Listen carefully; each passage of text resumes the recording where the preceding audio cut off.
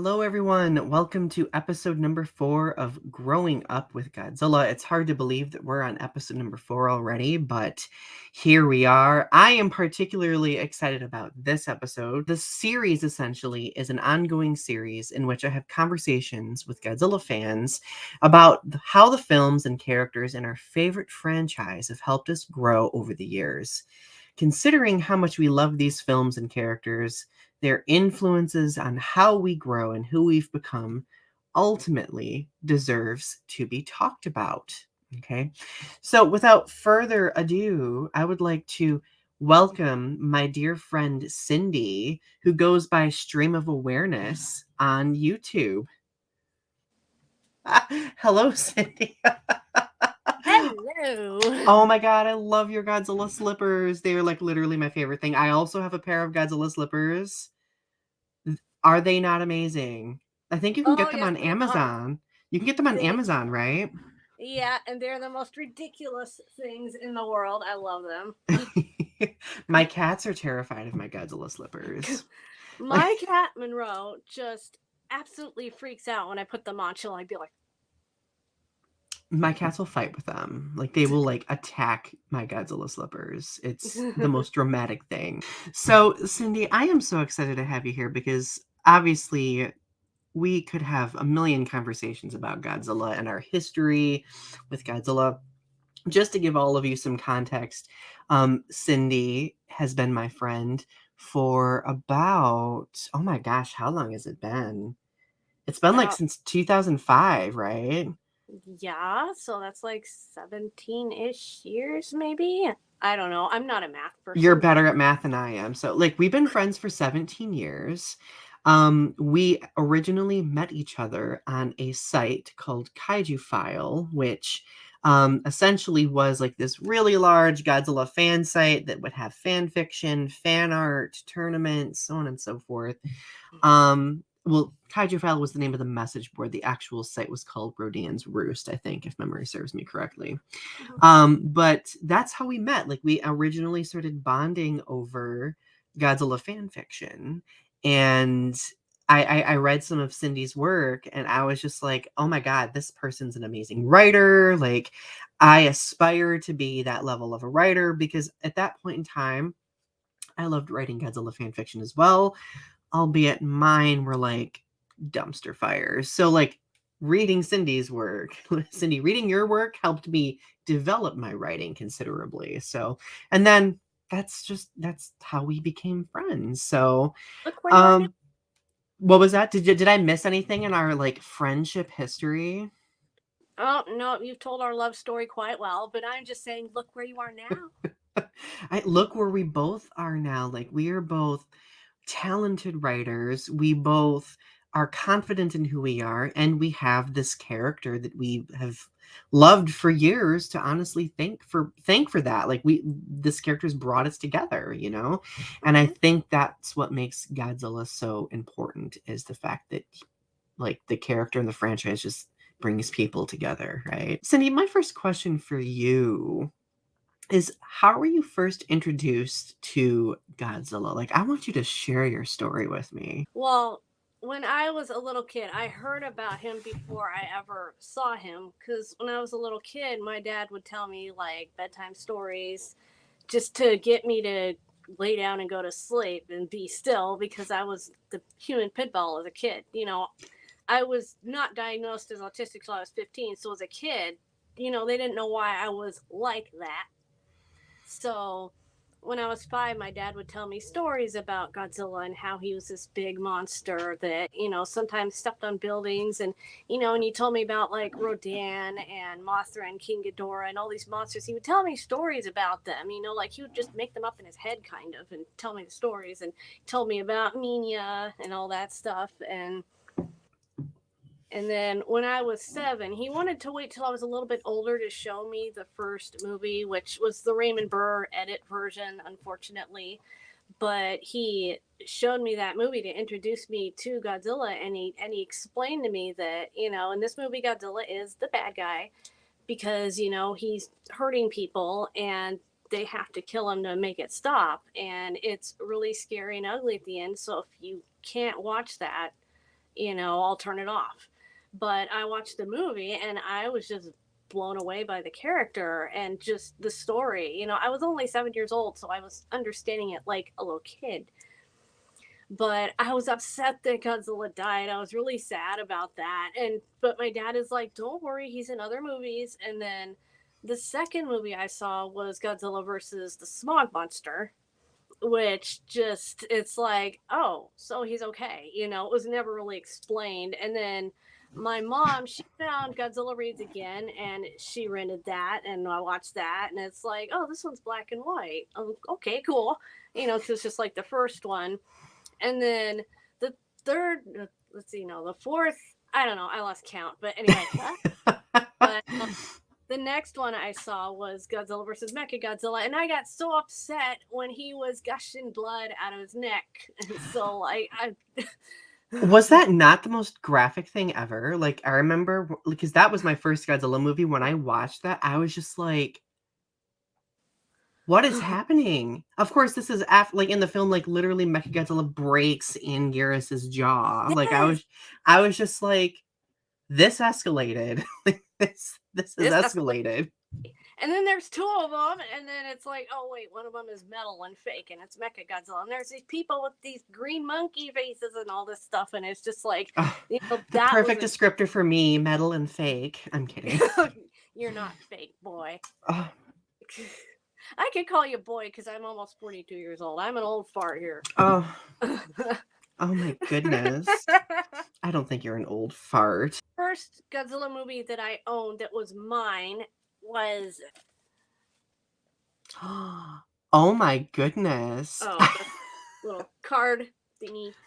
But yeah, I still have the VHS tape. My goal is to someday replace all my movies with DVDs because some are VHS and some are not. But that was the first one I owned, so like that one is special to me. And I kind of don't want to get rid of that tape, even if I get rid of all the other ones that switch for DVDs someday. But I have a lot of Godzilla movies, but I'm not going to show you the shelf because it's dusty. I dusted it, but we're about to have a St. Anna win. It's dusty. I still have all of my VHSs as well. So like even though like I have most of them on like DVD and now Blu-ray, like I still keep all the VHSs just for sentimental value. Oh, of course, of course. Like you became a fan at a pretty young age. Like I would argue that I was at a pretty similar age when I became a fan as well. At what point, because you're a fan fiction writer, right? Like at what point did you start showing interest in writing Godzilla fan fiction, and how did that take shape? Well, at first, ironically, the first fan fiction I wrote was not for Godzilla, but I didn't know I was writing fan fiction because I was just, I was older than all the kids in my neighborhood, and it's like I wonder if that's part of why I'm so immature as a person. But anyway, it's autism too. But but I would just write stories on notebook paper. And ironically, I've posted my first actual fan fiction somewhere, but it was a Star Fox fan fiction where I go on a date with Fox McCloud because, hello, he's hot. But I still had a crush on him. I was 13 when I wrote that story. And when I was a little kid and my dad would tell me the bedtime stories, I would ask him, where did Mania come from? Doesn't he have a mommy? And so my dad kind of made up a mom for him and made up a story, even though we never saw a mom in the movies. So, like, she never had a name, but I called her Godzilla's wife. And I imagine her as pink with this giant red bow on her head like Minnie Mouse because, I was a kid. And so I just called her Godzilla's wife. And the idea of that carried over. And when I saw the Heisei era movies, the first one that I saw besides Godzilla 1985 was Godzilla versus Biollante, and I saw the genetic stuff, and I'm like, what if someone cloned Godzilla's cells but changed the gender and created another creature like Godzilla? And that's where Shizilla came from. But Shizilla. I love it. Girl. I love my girl, and she loves her man. I mean, her and Godzilla they adore each other. Like they're like two cats, just walk around with their tails all stuck together and everything. So you kind of like like that story, that like concept that you created with grew as you aged, like you mentioned. And I think you really humanize Godzilla in your fiction. So like that next step was creating some sort of companionship, right? Because Godzilla is Yes. very, very alone. So do you think Godzilla's misunderstood? Oh, absolutely. 100%. Yes, I do think that, especially in the Heisei era movies, I'm speaking in universe, like the humans, they just don't get it. They don't get Godzilla. Because, as an autistic person, I relate to seeing someone just mislabel my behavior as just meaningless or malice. And no, he's communicating. He is legitimately communicating. And it's not understood. It's just, oh, he's just being bad and he's being mean and stuff. And it's like, and there's one character that we'll talk about later who tries to understand and tries to talk to him, I think. But, it's an incomplete bridge, I feel like. It's like we're getting there. Yeah. So yeah, we'll continue talking about the humanization of Godzilla in just a moment. But let's like fan fiction wise, like so you created this character called Shizilla, and then you ended up kind Hmm. of creating like this universe Yeah. surrounding her, right? Like, can you talk a little bit more about like that and like some other Godzilla fan fiction that you've written as well?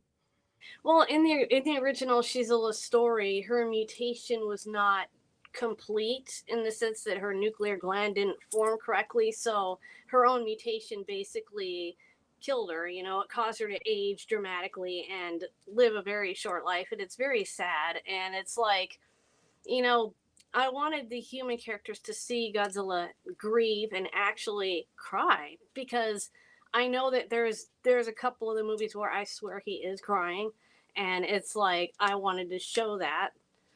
And and Shizilla kind of got popular in Kaiju Files, so I just kind of wrote some stories with her in it just for fun. And there was a collab that didn't pan out. That other author is very talented, and I don't want to knock her work because her version of Kiryu just knocks my socks off every time. But in the original universe I created, I'm still working on the sequel to the Shizilla fan fiction where this scientist with a really, really bad vendetta against the original Godzilla gets a hold of technology to shrink him down to the size of an action figure, my Shrinking Project fanfic. And, there's a lot of tension because I have headcanons about Godzilla, Heisei Godzilla, being quite seriously disabled and with a heart defect. And being shrunk is actually dangerous for him because his heart is beating at a rate that is not safe for him, and he's not at critical mass, so he can't maintain his nuclear reaction. So he's getting sick and unwell, and and my guys have to like take care of him and get him out of there because Miki's got stuff going on that's saying he needs to be alive. Miki Sagusa, yes. Miki, I love her. I love her too. And like Shizilla's spirit kind of possesses Miki instead of moving on. And so Miki is having moments where she swears she is another Godzilla and she's just really confused.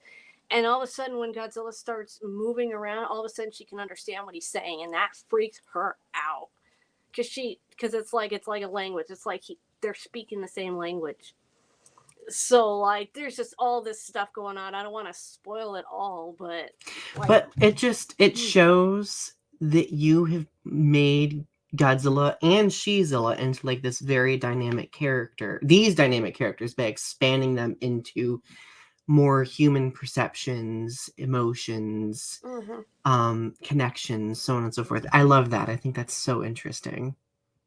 And then when I went into the GMK area with my Beauty and the Beast fanfic, which I am still so proud of that, I gotta tell you a little secret, Donnie. And I'll Oh, tell you, do tell. I put Mothra in there for you, specifically Oh, for you.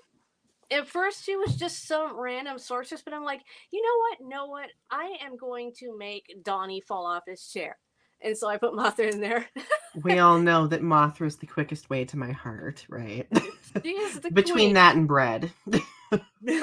We're going to have to link people to this story specifically because I think this story, like, it's such a beautiful, wholesome take on the Beauty and the Beast story, but it like Mhm. turns it into this Godzilla narrative, which Mhm. I nerd out about constantly. Yeah, in modern day. Although I do have to put in a little warning is that I wrote that before I knew a bit better, nicer language for certain things. So there is language in there that at the time I didn't know would have been offensive. And I don't want to go back and change it because I felt like that'd be disingenuous, because as of today, I don't use those certain words. Right, yeah, that At the makes time, I sense. didn't know that they were a problem because it was like 2010 ish when I put it up. And then Oh I my think, gosh, I can't believe it's been that long ago already. I know. Oh my goodness. And it also got people into Josh Groban since he sounds like Josh Groban in the story. Yes. I see, and I love I think that's why I gravitated to your work so much initially as a writer myself, because you have this way of like weaving multiple worlds and spheres together that is just it's so interesting to me. I love that you were able to put together those layers. I think that is a sign of very skilled and solid writing. Just saying. So, if we look at the pantheon of the Godzilla franchise, are there any particular kaiju or human characters that you're drawn to? And what draws you to them specifically? Well, with other kaiju, very, very specifically, there's Kiryu, who just breaks my heart.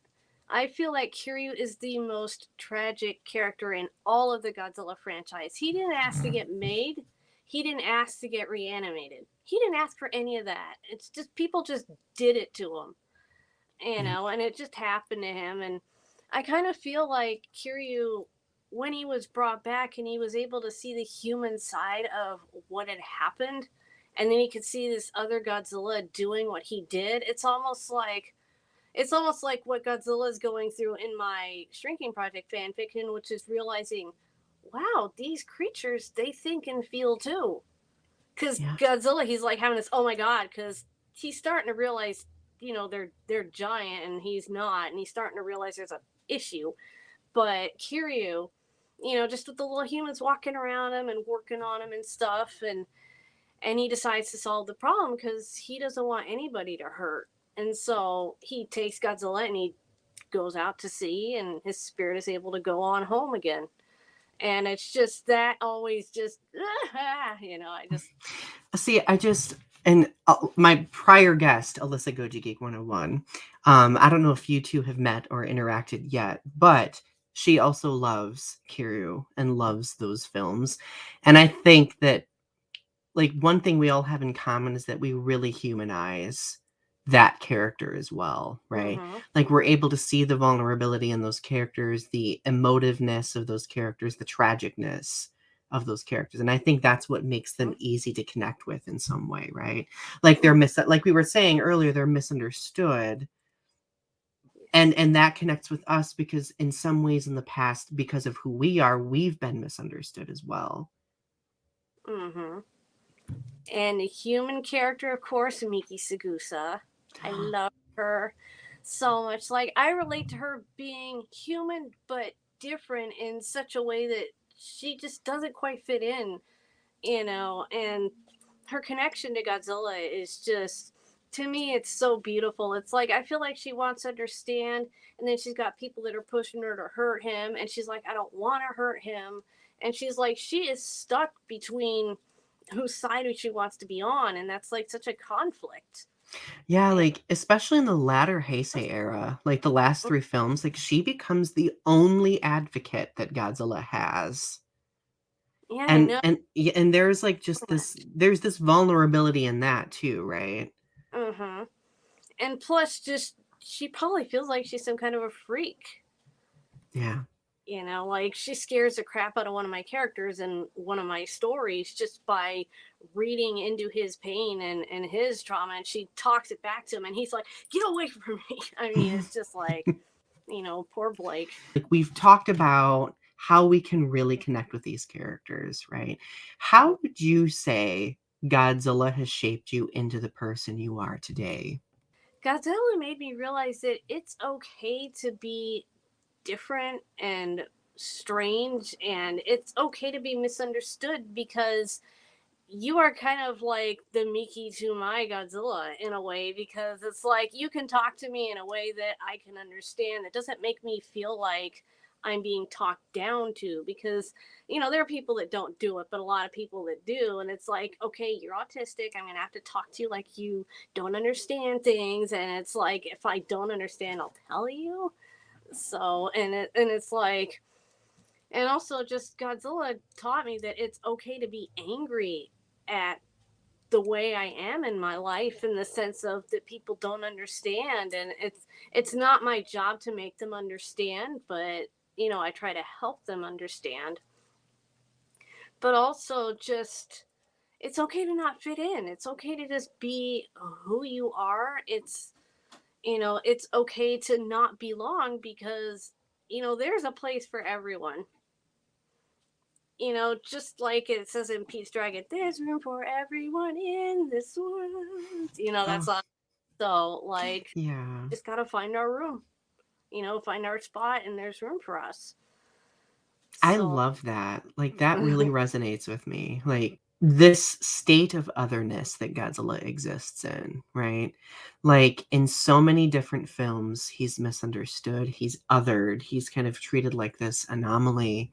And many of us who either have been shamed for loving Godzilla or who have faced a lot of mistreatment because of our identities, like, looking at Godzilla was an escape of sorts, because we would see that Godzilla would be mistreated this way as well, but in some way, like, he would persevere and get through it, right?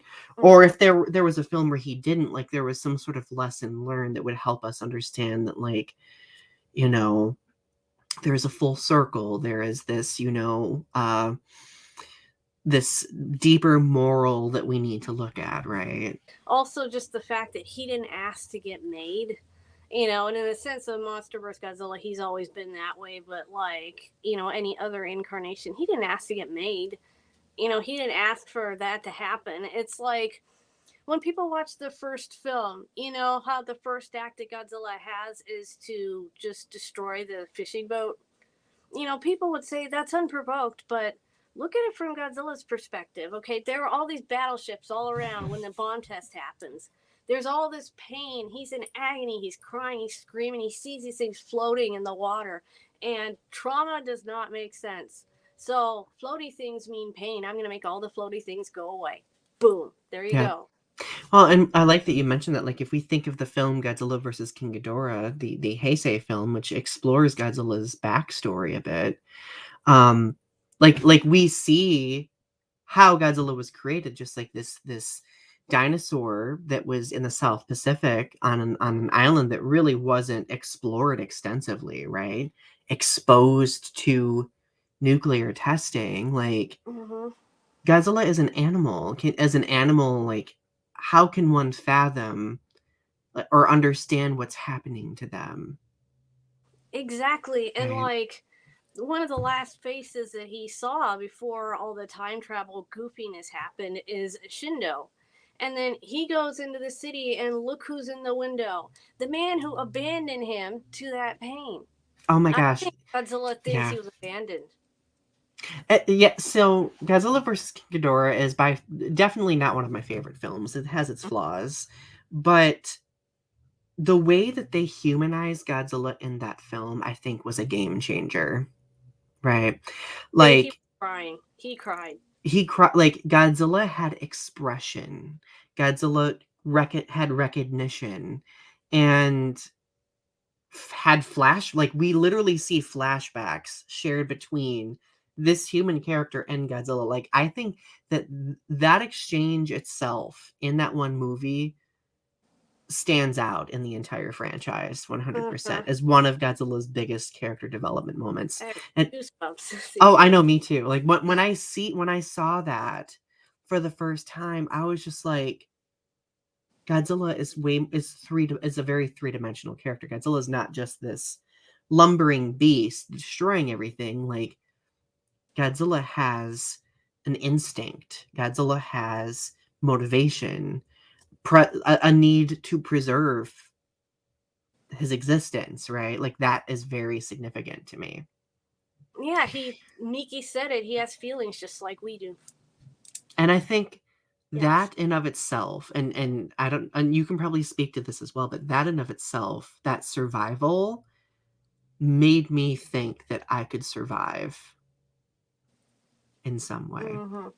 Oh God, yes. Like my like, let's get a little bit more specific about like the material world a little bit. So there are a lot of Godzilla fans who collect, right? Like, do you collect figures? How far does that go for you? Well, I have the movies. I don't have a whole bunch of figures because I don't have a lot of space for them, but I do have this shirt that is a huge hit in my choir because it says, "Don't make me use my Godzilla voice." That is amazing. and I love it. and I also have a stim toy that is shaped like Godzilla. It's a popper, so it's like bubble wrap, but you can pop it over and Oh over. my gosh, that is amazing. So I have that, and I also, oh my gosh, here's my baby, my Heisei Godzilla. Oh, I wish I had that figure. I do. I still have my Trendmasters Heisei Godzilla figure, He's who I so love. cute. I know. This is basically how big he is in the Shrinking Project story. So this figurine is very good for saying, okay, where could I put Godzilla and see where could he actually hide, and then I can put him behind something and be like, okay, and then I'll write it down. Well, you know, Cindy, after people watch this show, they're going to be wanting to read more of your fiction. So I'm hoping that that might be an enticing opportunity for you to be like, I need to finish the Shrinking Project. Yeah, seriously. No pressure. Here's my Final Wars Godzilla. I consider this my Shizilla because she's kind of shaped like this. Of A course, she would little have. like more lean, kind of. Yeah. Yeah. So here's my Final Wars Godzilla. So when I have them together like this all Oh. the time. She's shorter actually. So, and then I'm gonna give you my big boy. Oh my God, yes. I have to back up. Okay, here's my Monsterverse Godzilla. I'm so jealous. I like the biggest thing I have is that plush that I have. Oh, Since like we both have been on this long journey as a Godzilla fan, right? Like we both have developed into who we are as a result of this character and this franchise. We're fan fiction writers. We do YouTube. We are creators in this franchise, right? What advice do you have for other Godzilla fans who might be new to the franchise, if any? just pick a movie and go. Seriously, don't let somebody like try to be the boss of you. Just, you know, he's in every movie. So, like, any movie is a Godzilla movie. So just pick a movie and go, but don't skip the original 1954 one because I actually was able to watch that recently, the Japanese version that had not been edited by America, and it's just that I was crying through the whole movie, just the entire movie, just because there was so much human conflict, and the conflict with trying to do we study him or do we kill him, and that was kind of left out of the Mm-hmm. edited version, but you can find it on the Internet Archive, so just search around. But really, just pick a movie and just go. There's really no wrong place to start. I mean, you might be a little bit confused, but just pick one that looks good and just go for it. And don't let people tell you, there's this version is more superior than this version or whatever. It's just like what you like. Don't let somebody else dictate it. He's Godzilla. We can all love him. There's enough of him for everybody. Okay, and if you want to start with the 98 Godzilla that everybody calls Gino or whatever, go ahead. Yeah, But if you like that version, go for it. But also, another thing I want to say is just respect the history, okay? Because we have this, because we had this, okay? We have TJ Storm motion capturing Monster vs. Godzilla because Haruo Nakajima put on that 220-pound suit in 1954 and it suffered under those hot studio lights. And so, like, respect that, please. That's the only thing I'll get mad at is if people disrespect the source of where it came from and the trauma that it came from. Mm-hmm. Especially. Yeah, especially when we think of like how the story originated itself, right? Mm-hmm. Like it came out of a dark place, but it ended up being such an important outlet and escape for so many people, and commentary about the state of the world as well. Mm-hmm. I love that. Don't ignore the history. Oh my goodness. Last but not least, what advice do you have for Godzilla fans who are interested in writing fan fiction? Just go for it. Don't let somebody else be the boss of you. Don't let somebody else tell you what to do. Just go for it. If you want to be problematic with it, be problematic. Be gross, be ugly about it. Just write it. Get the trauma out. Whatever is going on in your life, you can put it into Godzilla, and it will just come out. I mean, there's stuff in Shrinking Project that's kind of related to some of my own traumas and stuff, and there's very ugly things in there, and there are things that are not going to be politically correct, and I'm not trying to be, you know, because the message in that story is that every character has a loss that Godzilla can relate to, so they're connected by loss, by a death or a change in the world that they know, and it's like, you know, just know what you're writing about, but have fun with it too, because I wrote it when I was 17, and it shows because I would have done it differently, but I don't want to rewrite Ruby. Oh gosh, if you read my fan fiction, you can definitely tell that I wrote it at a young age. But ultimately, though, like I think for both of us writing those fanfics were so crucial to our growth, right? And I think that like building off from what you said as well in your advice, like just view your fan fiction as an extension of who you are, right? Like Yeah. like allow your own interpretation of the character to come forth and how that character connects with you. What is your favorite Godzilla film? Heisei Era Godzilla versus Mecha Godzilla 2. I just adore Why? it. Well, because you got baby, and there's just so much emotion in Godzilla in the scene where Godzilla has finally beaten Mecha Godzilla.